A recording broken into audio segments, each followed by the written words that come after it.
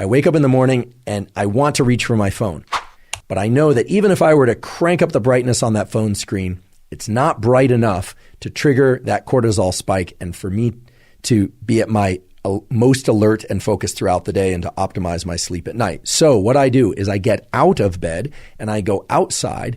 And if it's a bright, clear day and the sun is low in the sky or the sun is, starting to get overhead, what we call low solar angle, then I know I'm getting outside at the right time. If there's cloud cover and I can't see the sun, I also know I'm doing a good thing because it turns out, especially on cloudy days, you want to get outside and get as much light energy or photons in your eyes.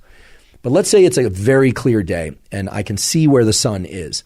I do not need to stare directly into the sun. If it's very low in the sky, I might do that because it's not going to be very painful to my eyes. However, if the sun is a little bit brighter and a little bit higher in the sky, sometimes it can be painful to look at. So the way to get this sunlight viewing early in the day is to look toward the sun.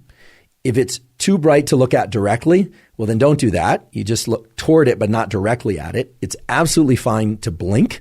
In fact, I encourage you to blink whenever you feel the impulse to blink. Never look at any light, sunlight or otherwise, that's so bright that it's painful to look at because you can damage your eyes. But for this morning sunlight viewing, it's best to not wear sunglasses. That's right, to not wear sunglasses, at least for this morning sunlight viewing. It is absolutely fine to wear eyeglasses or contact lenses, so-called corrective lenses. In fact, those will serve you well in this practice or this tool because they will focus the light onto your neural retina and onto those melanopsin intrinsically photosensitive ganglion cells.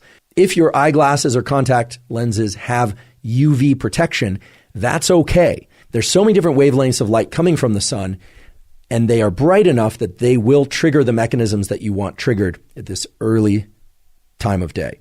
So try and get outside, ideally within the first 5 minutes of waking, or maybe it's 15 minutes, but certainly within the first hour after waking. I want to share with you 3 critical things about this tool of morning sunlight viewing. First of all, this is not some woo biology thing. This is grounded in the core of our physiology. There are literally hundreds, if not thousands, of quality peer-reviewed papers showing that light viewing early in the day is the most powerful stimulus for wakefulness throughout the day, and it has a powerful positive impact on your ability to fall and stay asleep at night. So this is really the foundational power tool for ensuring a great night's sleep and for feeling more awake during the day. Second of all, if you wake up before the sun is out, you can and probably should flip on artificial lights in your internal home environment or apartment or wherever you happen to live if your goal is to be awake. Right? If you wake up at 4 a.m. and you need to be awake, well, then turn on artificial lights. Once the sun is out, however, once the sun has risen, then you still want to get outside and view sunlight.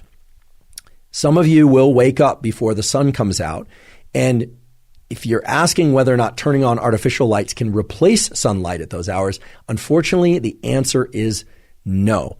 Unless you have a very special light, we'll talk about what kind of light, the bright artificial lights in your home environment are not, I repeat, are not going to be sufficiently bright to turn on the cortisol mechanism and the other wake-up mechanisms that you need early in the day.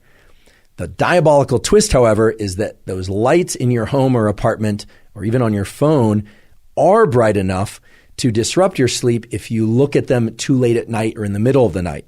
So there's this asymmetry in our retinal, our eye biology, and in our brain's biology, whereby early in the day, right around waking, you need a lot of light, a lot of photons, a lot of light energy. And artificial lights generally just won't accomplish what you need them to accomplish.